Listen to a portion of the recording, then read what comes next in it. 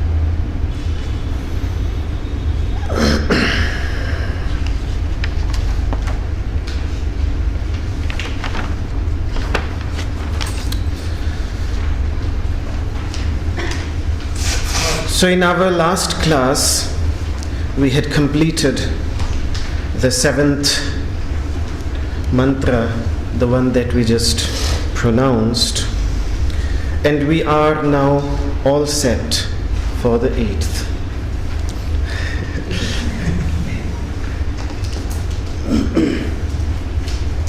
This 8th mantra is a very tiny little mantra. It's the smallest of all, just 4 words.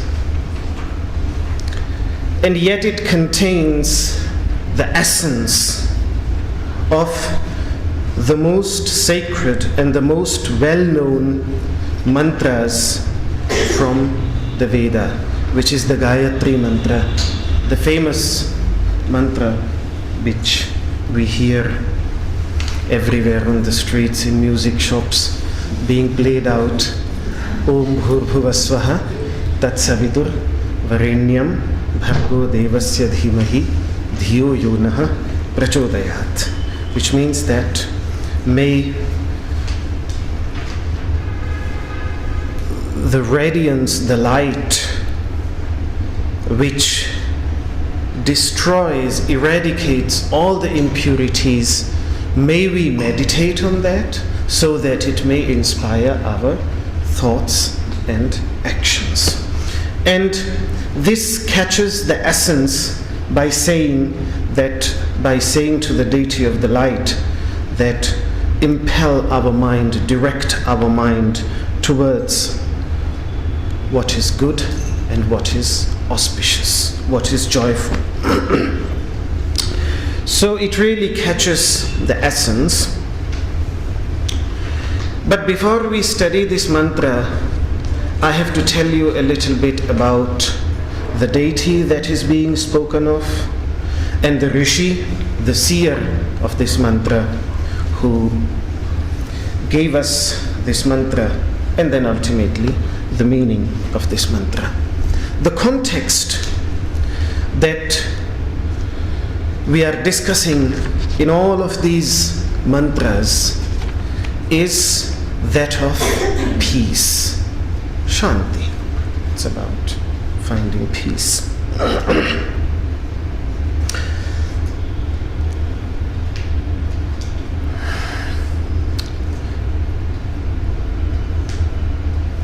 For those who were present in the Gita's, in the camp of the Gita, if you remember, we had this discussion between the field and the master of the field, the knower of the field. Let's call both of them the garden and the gardener. The garden is the external environment, and the gardener is the conscious person working on that garden, bringing some order out of natural chaos, removing the thorns, removing the unnecessary bits and pieces that have fallen into the garden or have grown up in the garden, that's weeding out, creating some sort of order. So the process of peace is directed towards both. It is directed towards cultivating a nice, pleasant, beautiful garden where if you sit down, then you feel, wow, this is peaceful, so pleasant. That is one approach. But if the gardener himself is tremendously restless, depressed, sad, then it will change a little bit, but not completely. Complete change will not come. For that, the gardener also has to concentrate on himself. So he has to concentrate on the environment and he has to concentrate on himself. This is the two approach, we can say, two directed, external and internal. And if you look at Patanjali's words in the context of meditation, he speaks of two types of means, methods, external and internal. For those who have seen the Yoga Sutras in the beginning of the 3rd chapter, because you see, he speaks of the 8 limbs, yama, niyama, asana, pranayama, pratyahara, dharana, dhyana and samadhi.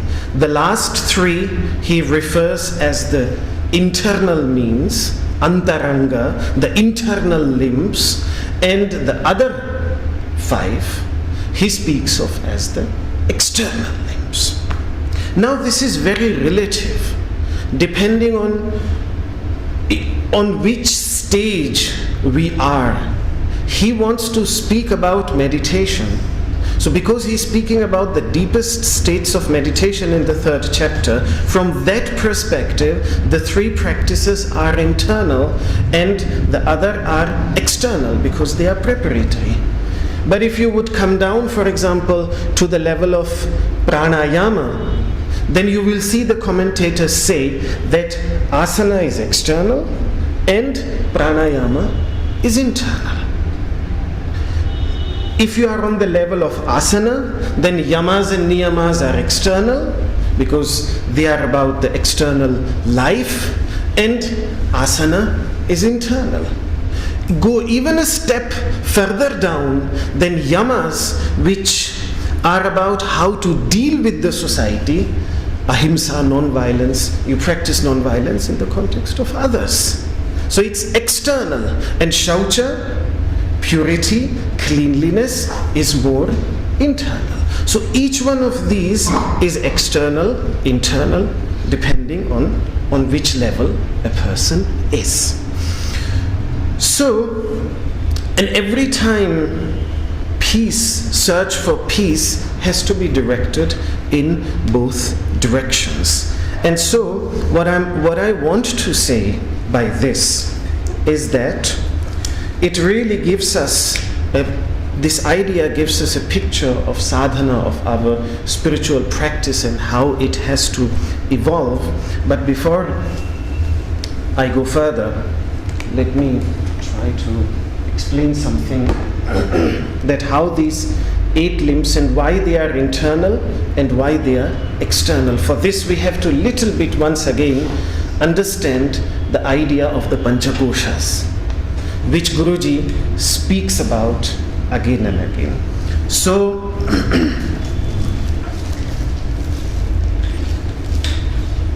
let me draw the biggest circle that I can draw. So, not completely round. There is no perfectly round circle, so it's okay. So, this is one layer. This is how we see our body. It's the physical layer, known as the material layer. The first layer, the material layer. It's referred to as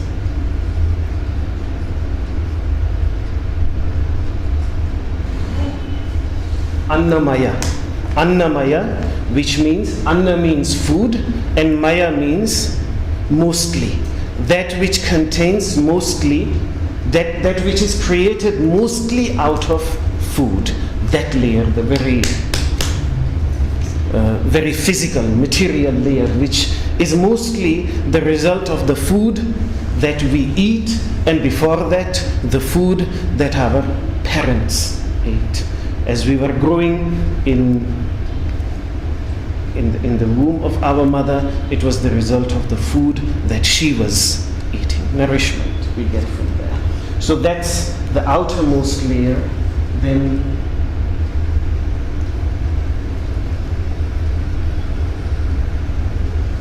we have a second layer, which is known as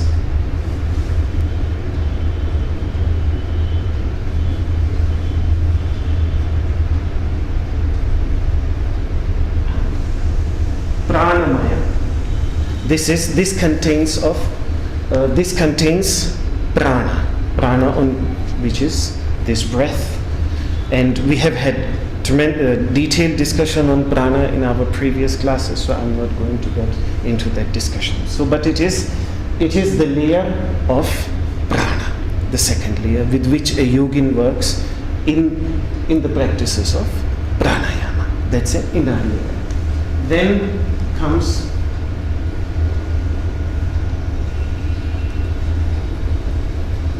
the third layer, which is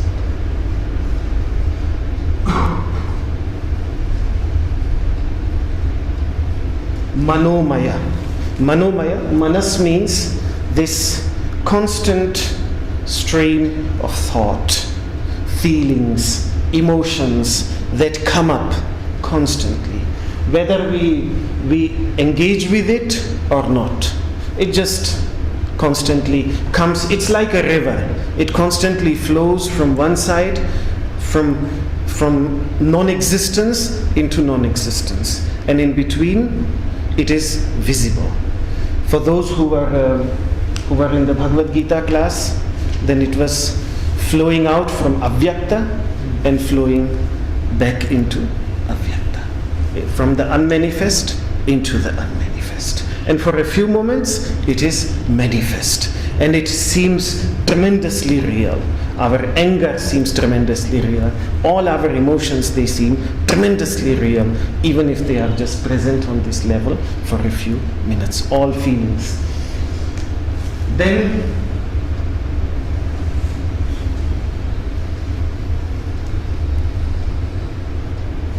is another inner layer. This is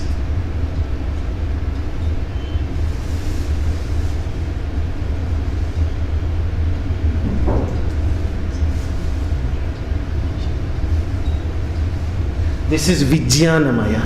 Vijnana is the instrument, the faculty of understanding.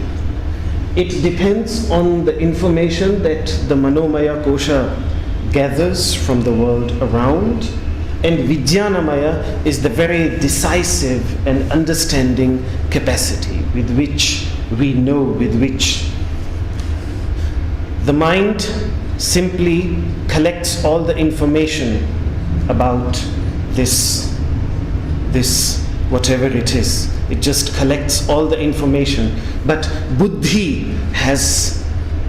decides that this is a pen, and it looks like a permanent marker, and depending on how it looks, so it decides whether is it really a pen or is it something else, just to give a very easy example.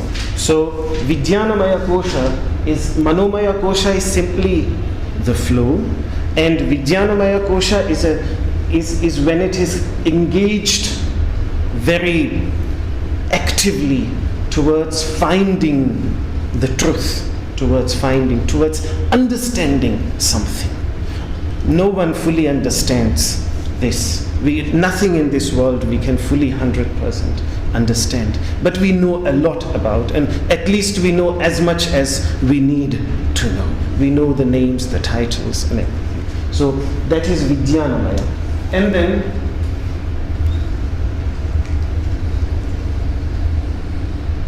there is one more layer, which is referred to as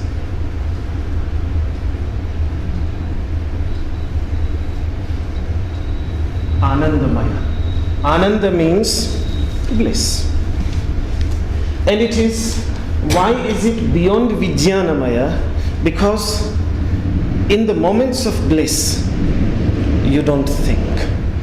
And in that sense, it is beyond the Vijnanamaya. You have to give up your thinking. You are just experiencing, enjoying the bliss. And if you think, the more you think, the more you are on the level of Vijnanamaya, the less you can actually enjoy the bliss. Bliss has to be enjoyed. So it has to be enjoyed by transcending Vijnanamaya. So it is a layer which is closer to ourselves, even beyond the Vijnanamaya. And then of course, the empty space that is in between, that's what the Upanishadic masters are worried about most. That's what they speak of. But now, as we have understood these 1, 2, 3, 4, 5 layers, there is also an external environment here. So the practice of yoga is directed towards finding peace. First of all, that's why yogis leave their cities, marketplaces, and go into the forests, or into caves, or into top of mountain tops, or under a tree in the forest. Why? Because it is a peaceful environment. It provides a peaceful environment, the garden. But then, simply going into a peaceful environment does not assure that we will be completely peaceful. Yes, it has some effect, but if we carry our mobile phone with us, and if there is a signal there, then most likely, fights will continue on the mobile. And if they continue on the mobile, then every time you sit down for meditation, ping! So that happens. So then we have to work on both sides. My point is, we have to work on both sides. You need an external environment, but then the garden also needs to be peaceful. But also the gardener has to be made peaceful. So compared to the environment, Annamaya Kosha is the gardener. And that's why through the practice of asana, first we go into a peaceful environment, and through the practice of asana, we pacify the body. And then when we have found out that, okay, now the body has become very peaceful, then the body becomes the environment, and which means the garden, and pranamaya will be the gardener. So then on one side we assume a peaceful posture. We have already created a peaceful posture through the practice of asana. Then through the practice of pranayama, we are calming down the gardener within the garden. The garden is now the body, no more the environment. No more the environment now. And then it doesn't really matter, because now the environment has become the body. And when that is peaceful, then pranamaya becomes the gardener. Now, as a person goes deeper, then when pranamaya has become completely peaceful, then pranamaya, remember, when we were studying the Bhagavad Gita, then all these were kshetra. Remember, all these were gardens, and only the pure consciousness that lies at the center, which you can just call it as the word that is used in the Upanishads, Atman, the omnipresent essence, the omnipresent consciousness. So but again, even though all of them are gardens, and this is the ultimate gardener, that's the ultimate viewpoint, like I explained in the context of Patanjali's teachings, that how as you go lower, then the gardener is different and the garden is different.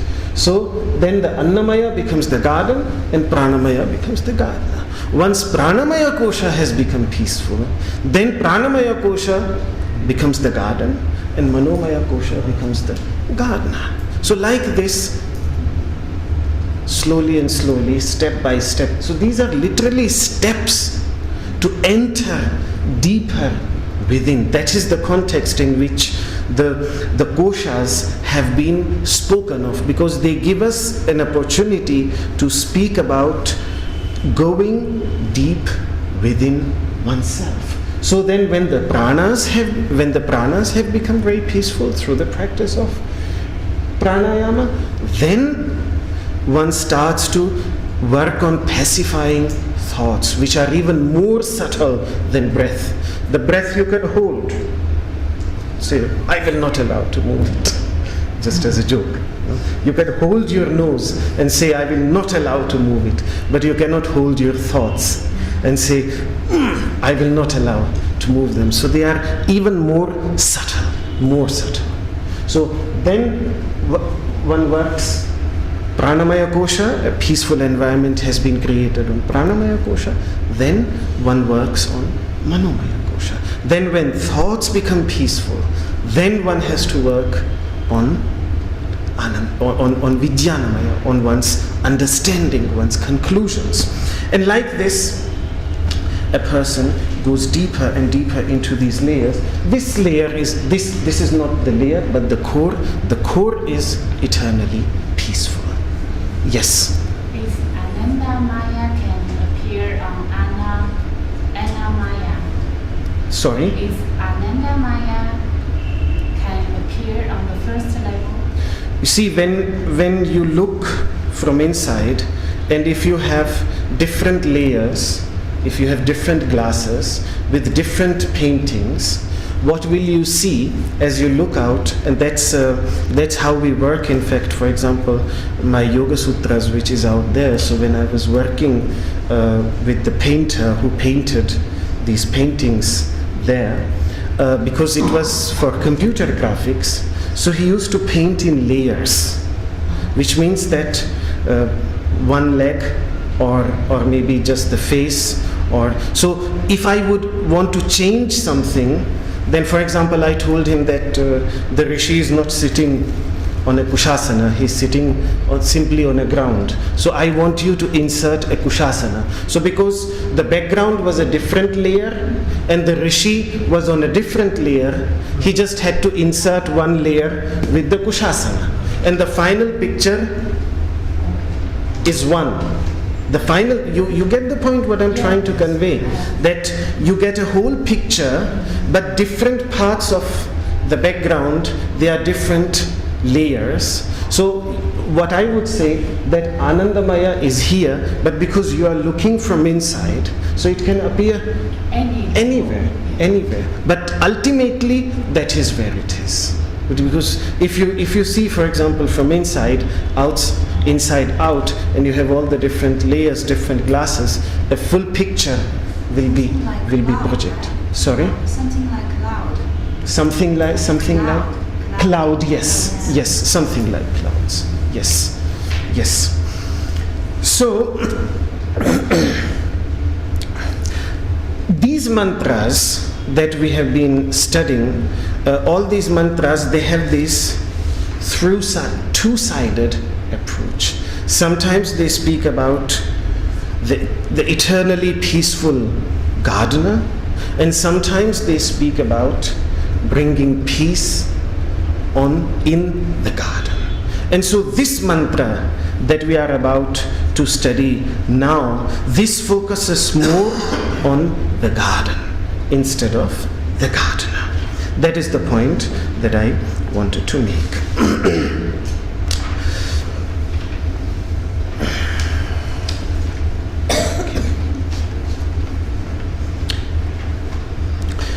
Let us pronounce the mantra first. I forgot to tell about the Rishi, the seer of this mantra. The seer of this mantra is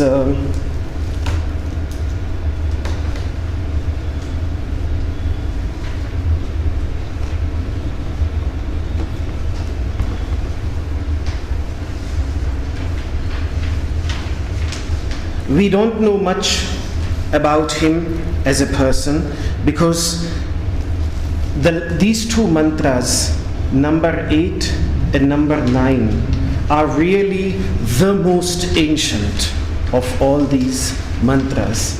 And the most ancient means that they are part of the most ancient collection of teachings on the Indian subcontinent, which means we don't know how ancient the individual teachings are, but what we know for sure is that these teachings were collected together 3,500 years ago.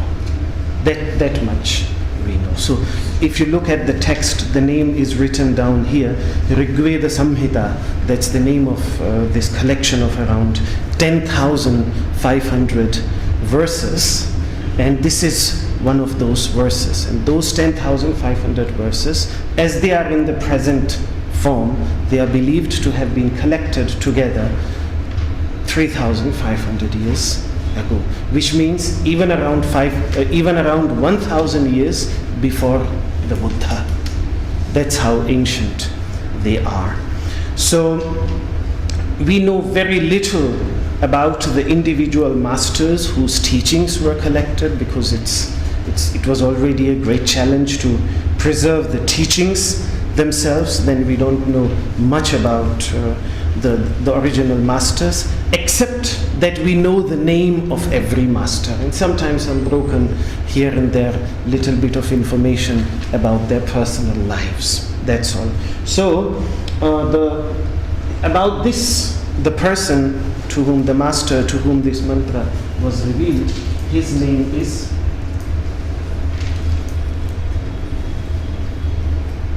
Vimada. Vimada simply means humble. The name itself means humble. And I think it's just the name of this master that is beautiful. And maybe even the names that were given to these masters, they had a meaning. And so what is being said in this mantra comes when a person becomes humble. So that is because this mantra was revealed to a humble person, so it comes to someone who has become humble. So that is the meaning of Vimada. He most likely would have been an actual person because his father and mother both were also rishis. Rishi means someone to whom these most ancient collection of teachings were revealed, and so whose teachings have been collected into that collection. They are referred to as rishi. And his amongst the 402 names that have survived for these 10,500 mantras, his father's name is there, and his mother's name is there, his name is there, and his brother's or cousin's name is there. So it's really a family of masters. The father is the father is a master, the mother is a master, and both sons or maybe cousins, that's not very clear, that they are also masters. And you can appreciate the antiquity of this family by the fact that Mahidasa Aitareya, the one that whose teachings we were studying in the previous mantra was his teaching. He in his teaching shows tremendous respect to the father of this master. So that much I know nothing about. He, in fact, Mahidasa Aitareya in one place says that about his father, whose name was Vasukra, was his father's name, and he says that Vasukra has become Brahman, is Brahman. So that is a very, very common idea in the Vedantic traditions, that if you know that pure consciousness, you become that pure consciousness, in the sense that because you are that consciousness anyway, so once you become aware of it, then that's what you are. So he refers to his father in those terms. And the Upanishads, in fact, say that when someone becomes enlightened, then no one in his family remains in darkness. So you can really see this happening in his family. He becomes enlightened, and so his wife, his both sons, all of them are masters. So that much we know about them. Now let us recite the small little tiny mantra. Let us pronounce it. Om, Om, Om, Bhadram, Bhadram, Bhadram, No,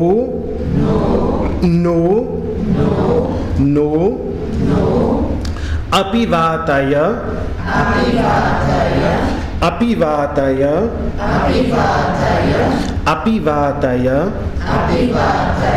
Manaha,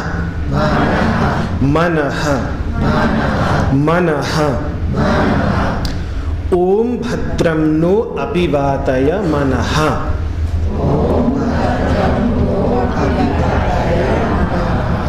Om Shantihi, Shantihi, Shantihi.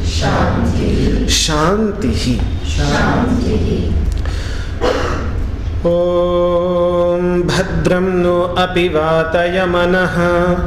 Om Shantihi, Shantihi, Shantihi. Okay. This mantra is addressed to Agni. Agni, which means the deity of light, which is seen as a symbol of consciousness within. As I explained repeatedly, that light is a symbol to consciousness, because light gives us the opportunity. The more we understand light, the more we can describe light, the more we can talk about light. It gives us a conceptual understanding of consciousness. So it is addressed to that deity of light. In fact, in all the way, because this is the most ancient section of the Vedas, these sections of the Vedas, they are addressed to none but the three manifestations of light. The earthly manifestations of light, the earthly manifestation of light, which is fire, the intermediate manifestation of light, which is lightning, and the highest manifestation of light, which is the sun, the source of life and light on this planet. And this is what Bhur-Bhuvaswaha means. In the same way, like I pointed out, that Auma, they don't refer to states of consciousness, but the consciousness in those states. In my discourses on the Gita, in the same way, Bhur-Bhuvaswaha, these three, they are usually translated as earth, space, heaven. Usually that's how they are translated. But that's not what is meant. What is meant is light on the level of the earth, light in the intermediate space, and light, because the focus is not the realm, but the light within that realm. That is being meditated upon. So in the Gayatri Mantra, when we say Om Bhur-Bhuvaswaha, we are paying our respect in the very beginning, before we start the Gayatri Mantra, to light as it is on an earthly level, to light as it is in the intermediate realm, and to light as it is. So in its three manifestations, but realizing that that light is one and the same. Ultimately, they are just three different forms, these three different manifestations, but light is one and the same. There is no difference in the principle of light per se. So the oneness is the most important thing, and that's why Bhur-Bhuvaswaha is one.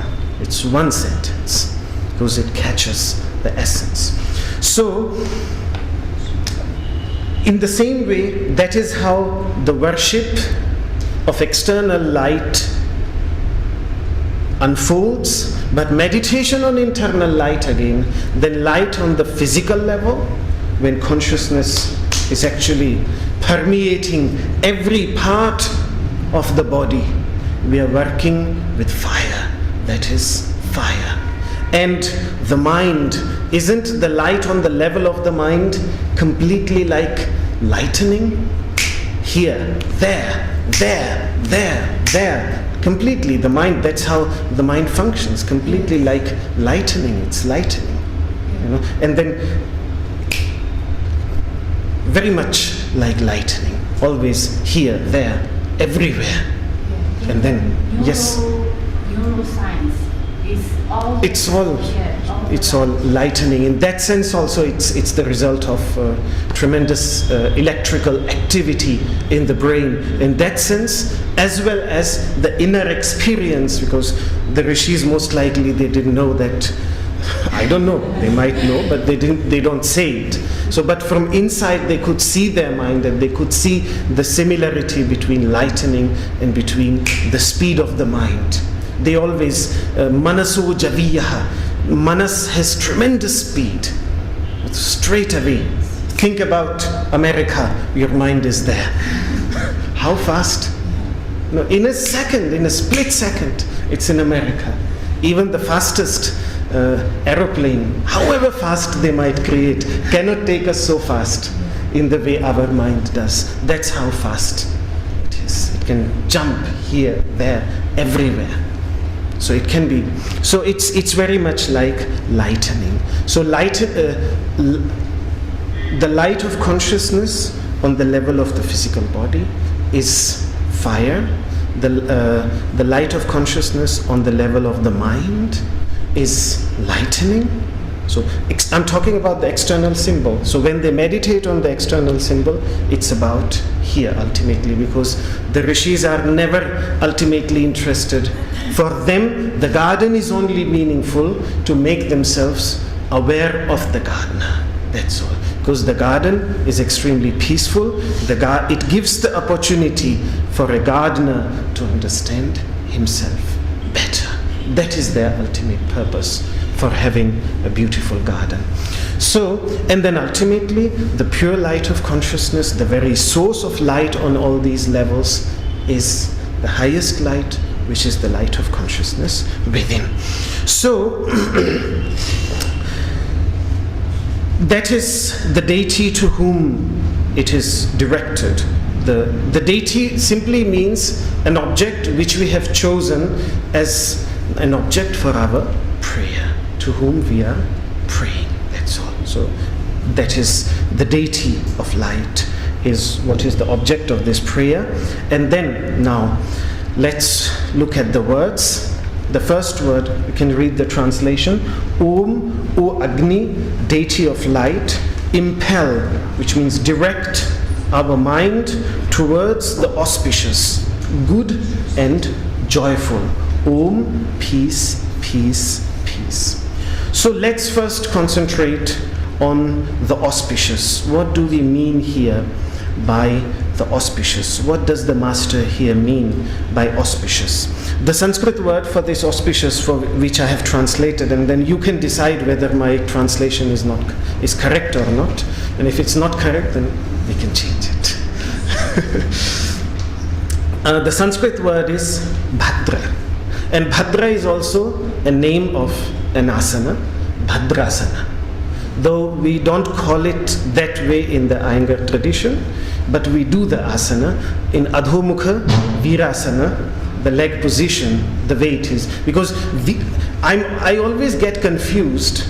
Virasana and Adhomukha Virasana, the leg position is different, isn't it? In Virasana, usually you have the knees together and the feet are apart. But when you do Adhomukha Virasana, it's simplified, yes. And then Some other traditions call this posture, that posture they call Virasana, and this posture they call Bhadrasana. So some other asana traditions use this word. What we have is Virasana and Virabhadrasana. Virabhadrasana we have. Virabhadrasana, yes. Virabhadrasana we have. So there the word Bhadra occurs. So let's try to understand what this word Bhadra means. Like all the Sanskrit words, all the Sanskrit words are results of equations, and equations mean that you can divide a word in half. So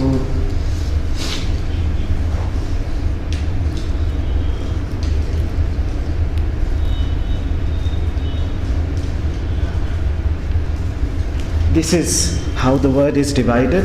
Bhad is the root and Ra is the suffix.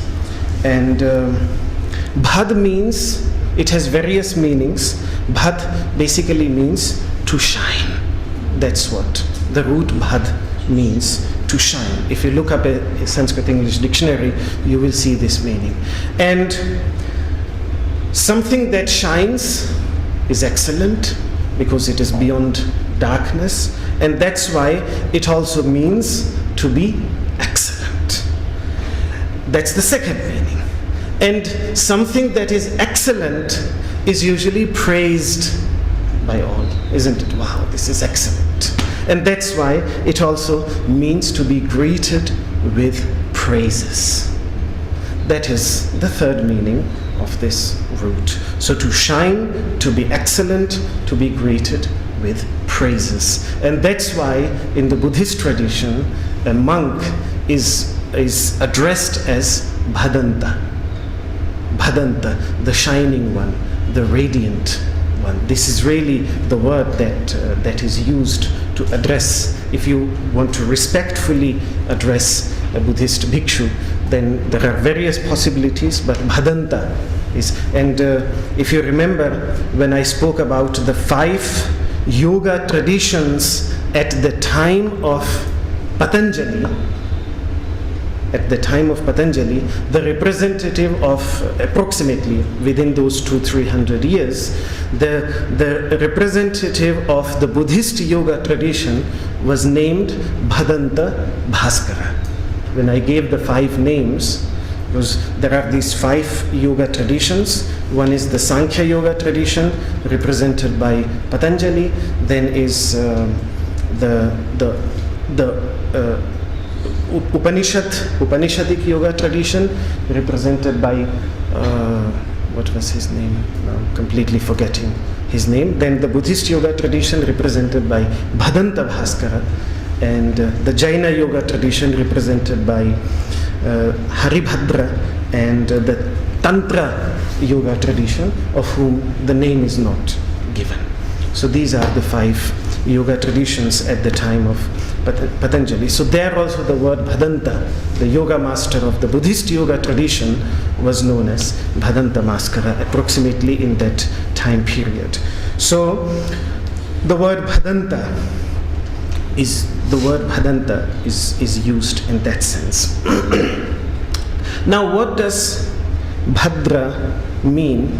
Bhadra, the way the masters have explained it, also the great grammarian on whom Patanjali wrote his work on grammar, when he explains the word Bhadra, he speaks of 2 things: something that is radiant and pleasant. Both.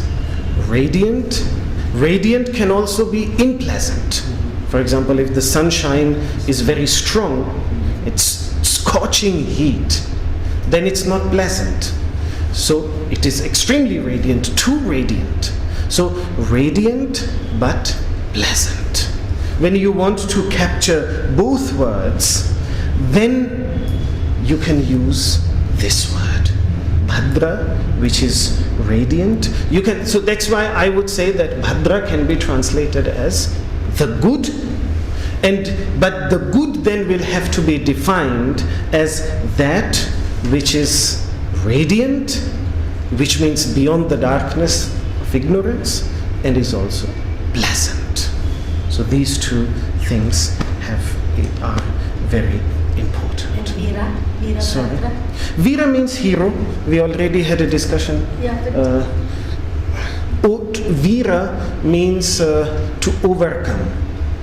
Vira, basically, it's related to the English word, as I earlier explained when I explained that word in the context of Bala.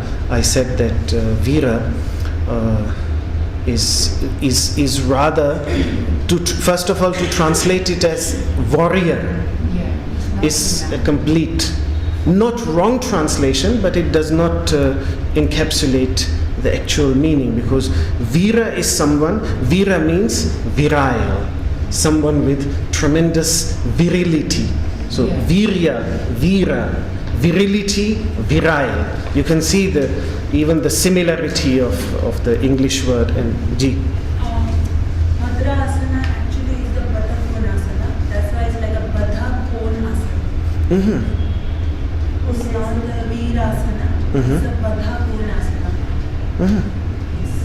Baddha Kona asana. That's a Bhadra asana. That is Bhadrasana, okay. Depending on, I guess, sometimes. Sorry? Baddha Kona asana. Baddha Kona. So that's why it's closer by to Baddha, because I studied this thing in Ramsadhana. In Ramsadhana. Okay, so they call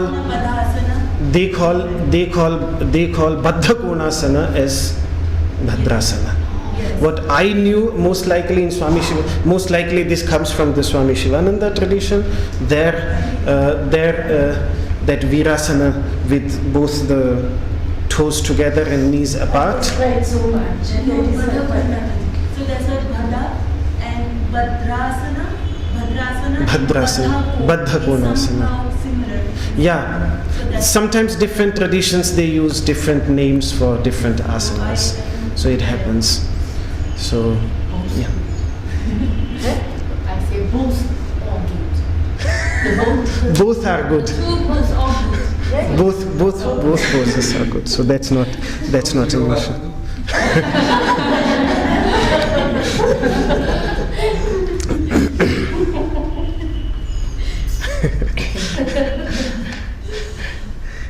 And in common Sanskrit language, we can address a man as Bhadra, which means my good sir, my respectable sir. If you want to, my sir, the Sanskrit word for sir is Bhadra.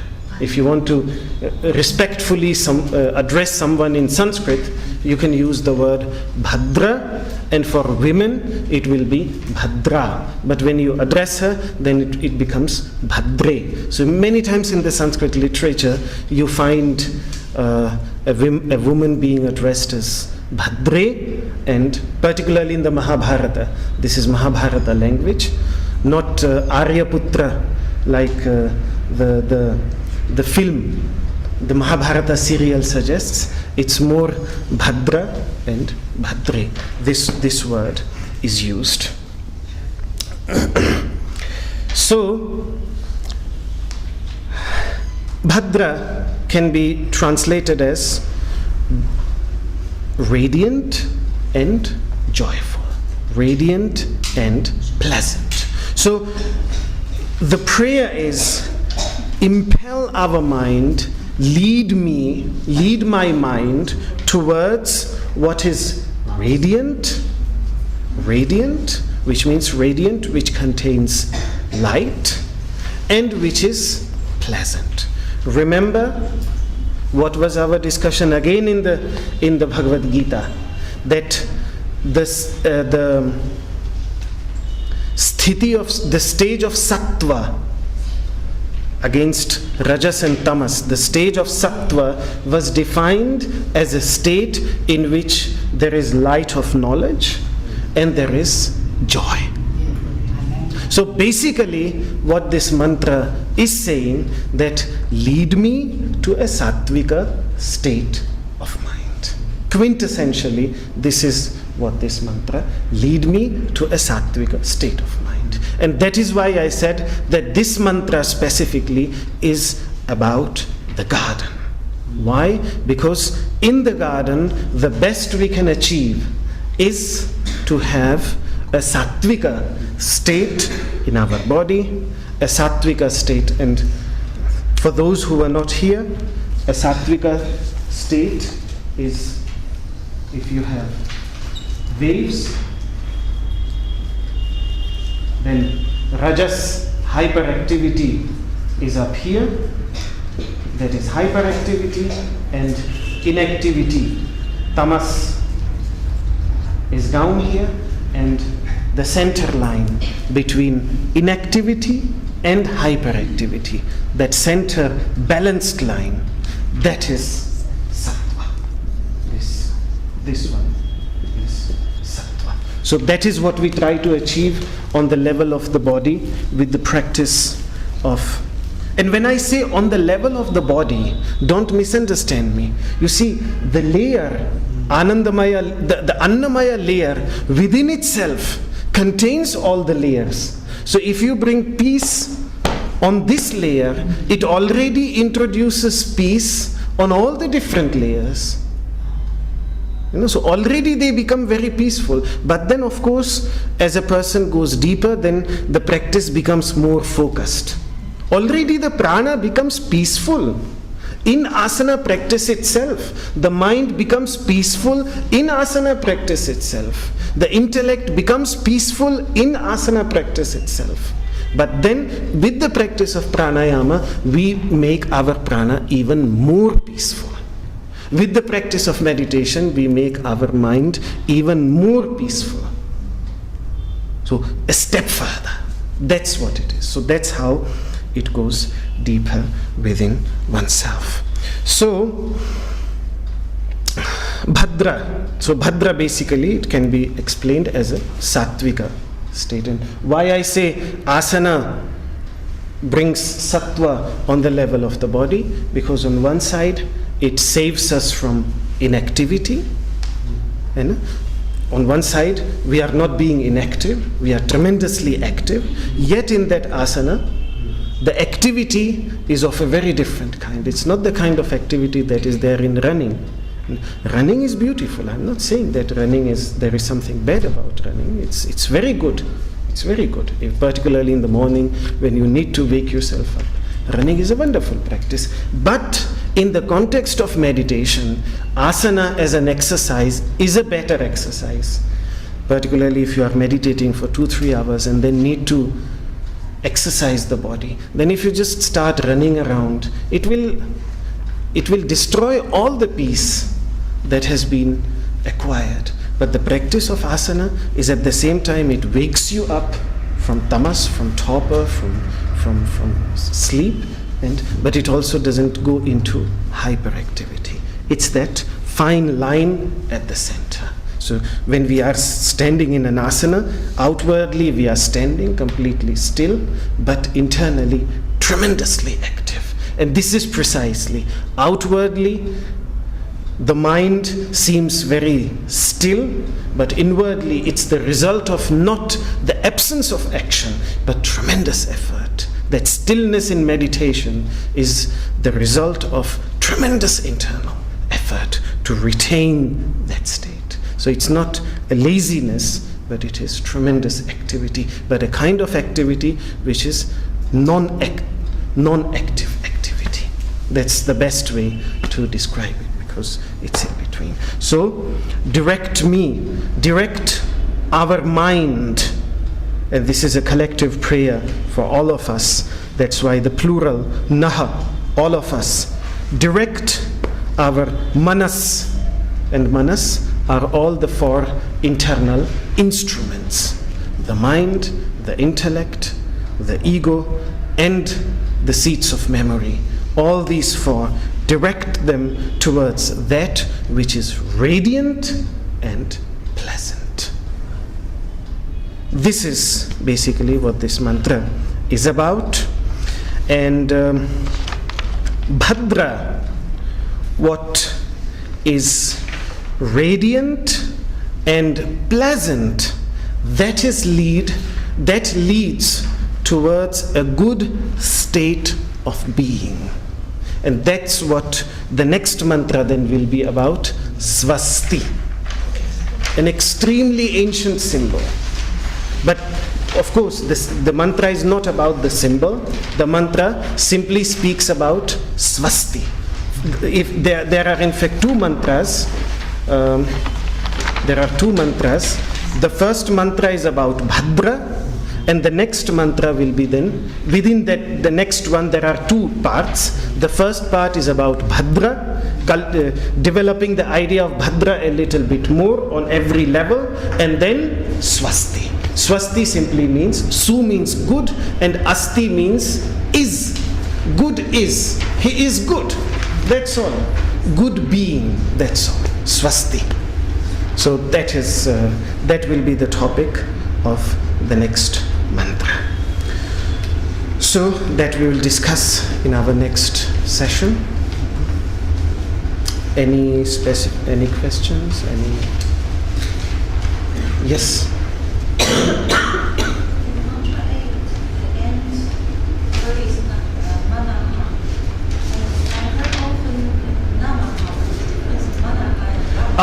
Tremendous difference.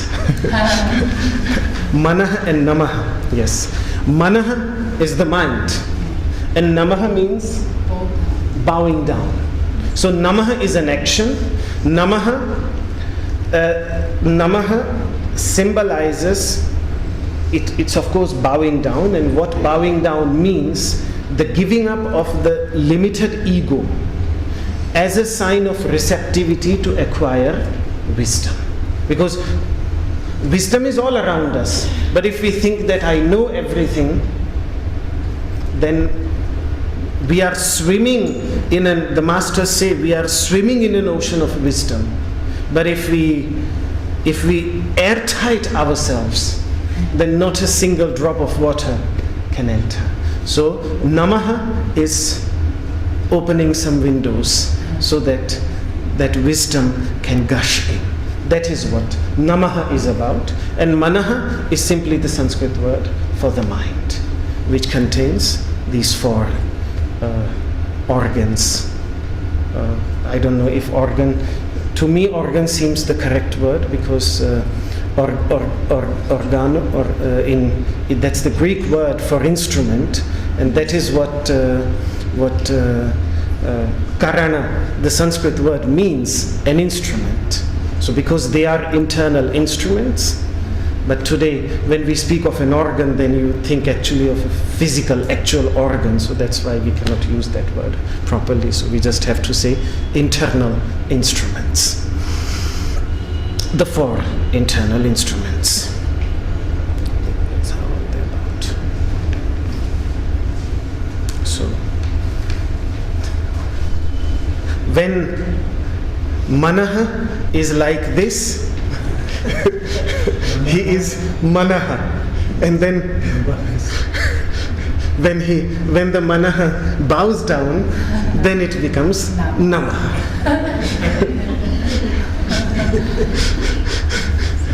Yes. You said something about auspiciousness. Yes. And the definition of auspiciousness. How do we connect this explanation back to the... That's now my question. Is that the correct word in English? Because that was just usually the word that translators use to translate Bhadra into English. But now I'm giving, because I gave the very idea behind Bhadra, so then we have to think whether auspicious really makes sense, because what is auspicious? What is, how would you define auspicious in English? What does it mean to you when you hear it? Something good. Something good, yeah. Yeah. Something that will lead to good. Yeah. Something that will lead to good as well. That is auspicious. Yeah. So it's fine. It's fine as long as it is made clear that good, which means the whole context suggests that Bhadra is about radiance and about pleasure, about happiness, joy, bliss, in that sense. So radiance and joy, these two things. So anything that leads, because the idea is also, why not only joy, why radiant? Because there can also be dark joys which are seemingly momentarily joyful but then lead ultimately to suffering. So that's why Krishna, he creates this division between three types of joys. One joy is like poison in the beginning, but at the end it's all nectar. That's sattvika joy. The kind of joy which is at the tip in the beginning is all nectar, but at the end it is all poison, suffering. That is rajasika joy. What remains is joy on both sides, joy on both sides, which arises in sleep, which arises when we are negligent, which arises when we are lazy. That type of joy which leads towards darkness, that type of joy is tamasika. So you have to choose. There is no fourth option.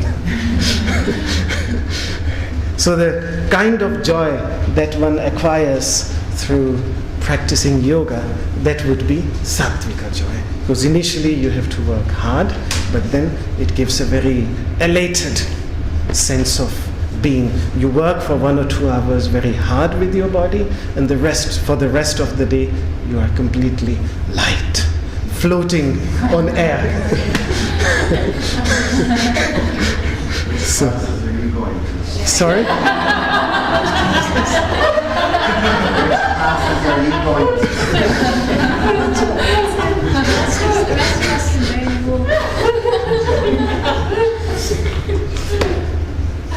So,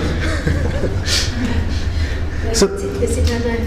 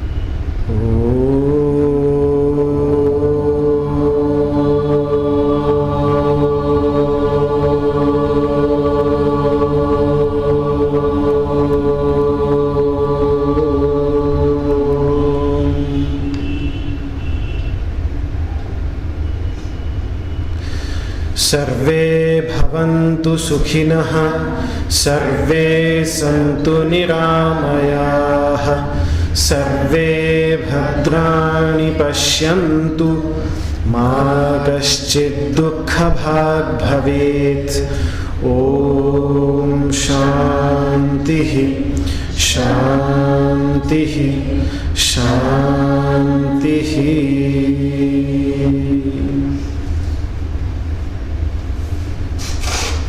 Humble salutations to you.